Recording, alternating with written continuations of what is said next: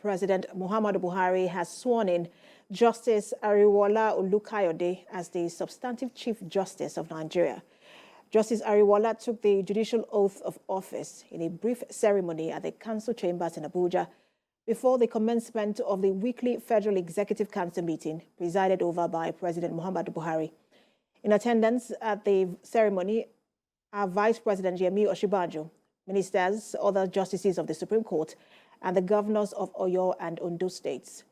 Justice Ariwoola was appointed a Justice of the Supreme Court on 22nd of November 2011 under the administration of former President Goodluck Jonathan. His appointment as acting Chief Justice of Nigeria followed the resignation of the outgone CJN, Justice Tanko Mohammed, on health grounds. As I said on the 27th of June, when I was sworn in acting capacity, I shall not let down Nigerians. Because with the support of my brother justices, I can see all of them are here with me, as they were when I was sworn in acting capacity. With their support, we shall not fail Nigerians. We are computerizing already the Supreme Court and all other courts of records, so that the delay in filing cases will become a thing of the past.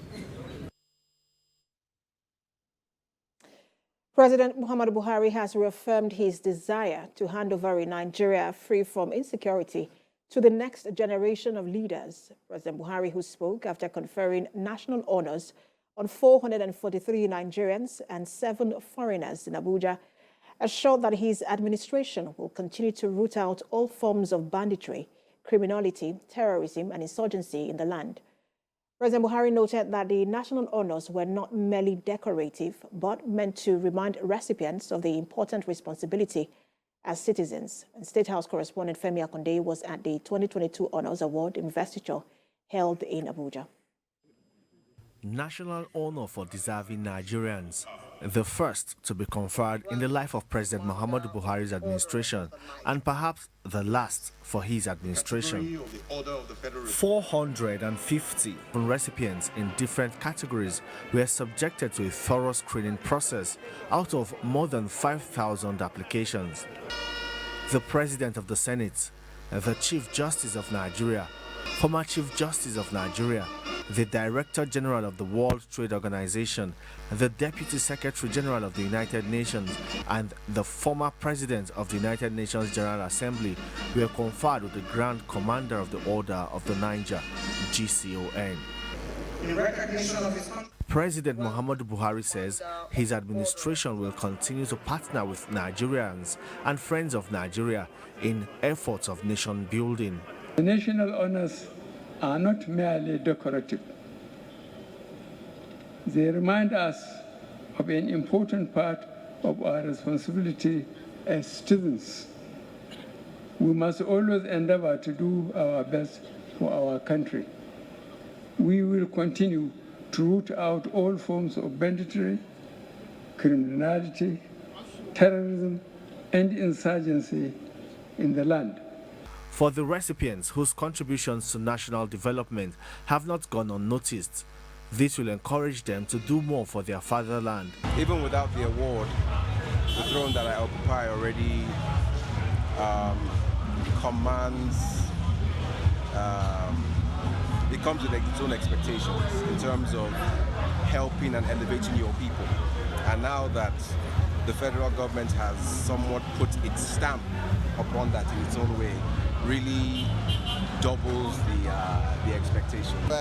It's gratifying to know that after serving the country for 35 years, the country is honoring me at this time. I feel fulfilled, I am happy, and I'm grateful to the country. The award, for me, it means additional responsibility. It is not just about celebration.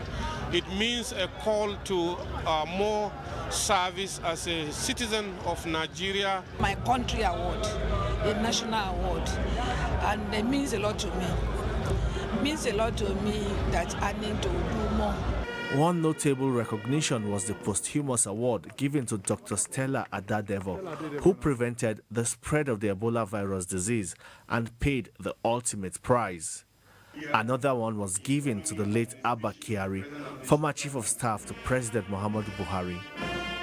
Imam Abubakar Abdullahi was also specially recognized for his heroism in risking his life to save Christians who would have likely been killed during a riot in Plateau State. The National Honors Award, established by the National Honors Act of 1964, has so far conferred honors on more than 5,341 recipients. Femi Akonde, TVC News, Abuja. And to preparations ahead the 2023 elections, the Independent National Electoral Commission has deleted 2.7 million double registrations. And Chairman of INEC, Mahmoud Yakubu, was speaking at a National Endowment for Democracy event in Washington, D.C. in the U.S. Professor Yakubu also disclosed that new registrants at the last continuous voter registration exercise will be able to pick their permanent voter cards from November this year. According to him, about 50% of the new PVCs are ready, but are yet to be distributed to collection centers. And the political instability and other security crisis in the West African sub-region is raising concerns over the conduct of the 2023 general election.